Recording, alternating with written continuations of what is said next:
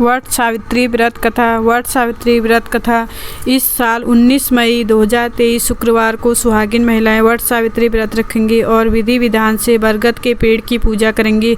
इस दिन सुहागिन महिलाएं अपने पति की लंबी आयु के लिए व्रत रखती हैं।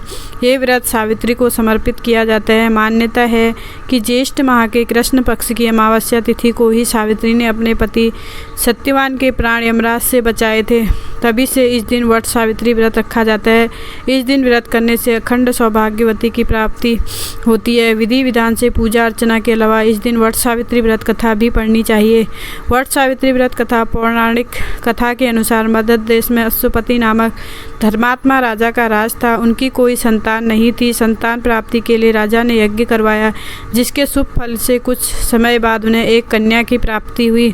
इस कन्या का नाम सावित्री रखा गया। जब सावित्री विवाह योग्य हुई तो उन्होंने घुमुत्सेन के पुत्र सत्यवान को अपने प्रतिरूप में वरण किया।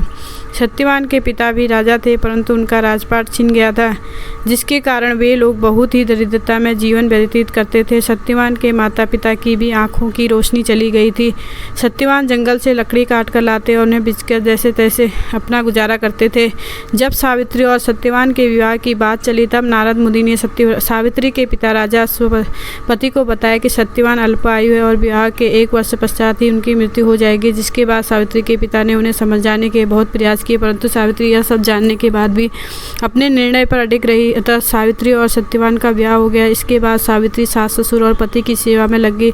समय बीतता गया और वह दिन भी आ गया जो नारद मुनि ने सत्यवान की मृत्यु के लिए बताया था। उसी दिन सावित्री भी सत्यवान के साथ वन को गई। वन में लकड़ी काटने के लिए जैसे ही पेड़ पर चढ़ने लगा कि उसके सिर में असहनीय पीड़ा होने लगी। कुछ वह सावित्री की गोद में सिर रखकर लेट गया। कुछ ही समय में उनके समक्ष अनेक दूतों के साथ स्वयं यमराज खड़े हुए थे। यमराज सत्यवान की आत्मा को लेकर दक्षिण दिशा की ओर चलने लगे।